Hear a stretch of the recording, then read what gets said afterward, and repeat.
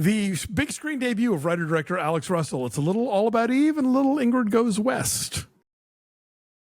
It's very much of our time. Yeah, I think this is a cool little indie that came out last week that we are catching up with for you here. We liked it so much we wanted to talk about it with you. So come hang out and subscribe. We're in an in-between phase between summer and all the big fall awardsy things, but there's been some great stuff in August, including Lurker. I guess that means you're not my best friend.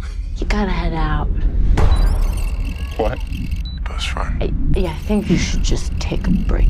Théodore Pellerin stars as a young man working at a clothing store on Melrose. And one day in walks Archie Madekwe's character. He is like an up-and-coming kind of pop star, R&B star who goes by just Oliver. He is British. He is handsome. If you've seen Archie Madekwe, he was in Gran Turismo. Yeah. And very, very tall and has sort of a captivating presence here. And Théodore Pellerin's character, his name is Matthew, knows immediately who this is, but tries to be so cool and tries not to let on, but somehow manages to insinuate himself into this person's life and into his inner circle in ways that are so canny and so quick, which it's a great sort of introduction to who this person's going to be and how he's going to navigate this very starry kind of elite world here. So it's how he becomes part of this guy's life. And, you know, it becomes clear watching all the guys who hang out with Oliver that he kind of collects people. He kind of collects hangers on and like people who will say yes to him and, you know, be there to watch whatever he wants to watch and tell him his new songs are good and play video games on the couch and just sort of be around. Like one of these people who has to have people around all the time because they just cannot be alone with themselves. And so Matthew insinuates himself into this world and becomes increasingly obsessed and starts to get the thing he thought he wanted, but then it gets more complex from there. This is very sleek and twisty and very intimate and feels very true to a contemporary Los Angeles, a contemporary celebrity culture. The Oliver character has a knack of making you feel like you're the only person in the whole world and you're his best friend, but then can turn on you just like that, which makes him tantalizing and makes people want to hang out with him more to get that kind of approval, to get that rush of acceptance. So I never knew where this was going. And the music is good. Is that thing we talk about where like, are the fake songs in the movie good? Right. Yeah, they are.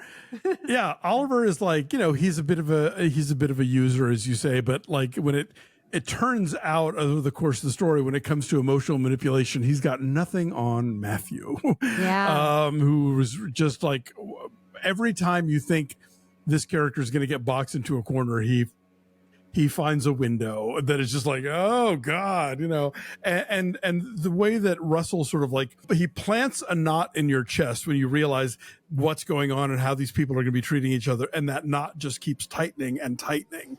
And, you know, you're not rooting for anyone, but you do want to see how it's all going to come out, you know.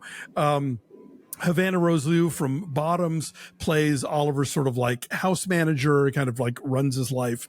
And she even tells Matthew early on, like, if you want to stick around, you should figure out a way to make yourself useful. And so Matthew somehow becomes like the photographer, videographer, documentarian, you know, even though he doesn't really know what he's doing, and that bites him in the ass more than once. Pellerin, by the way, was on a great Showtime show that unfortunately got canceled after one season called On Becoming a God in Central Florida. Yeah, we recapped that here. Yeah, that's right. Yes.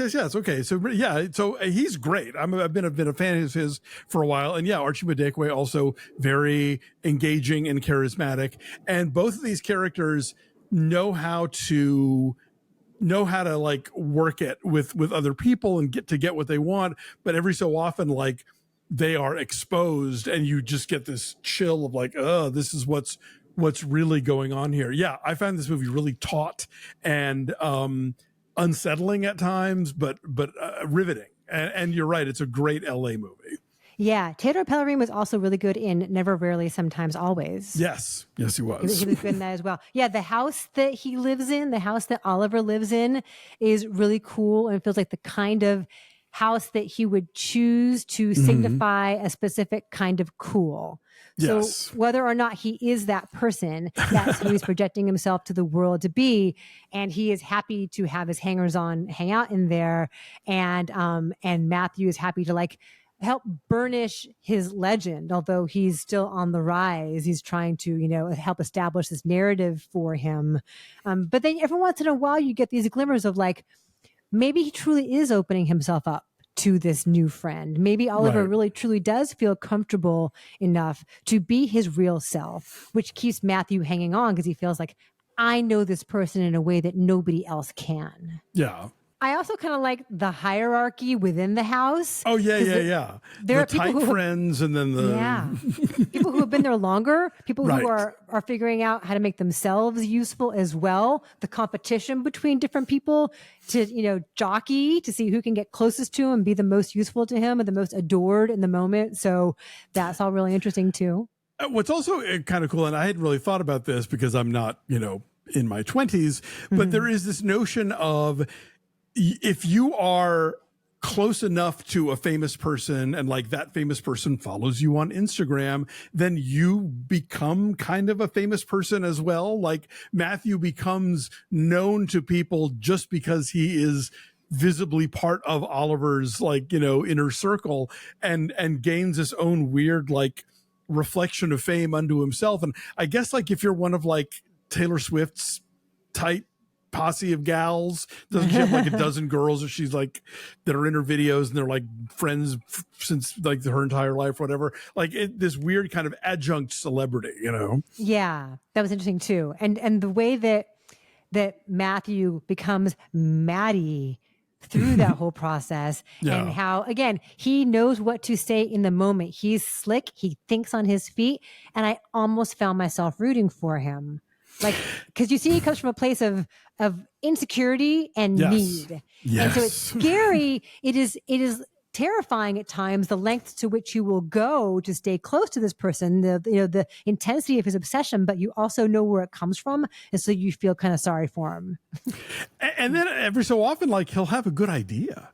That's true. And you're kind of okay, well, I guess you are sticking around for a reason, But yeah, so it's a really cool look at fame and not just what it can do to the famous person, but to the people who are clamoring to be part of that world. I thought this was just, it grabbed me from the get-go and held me the entire time. Okay, what's your number?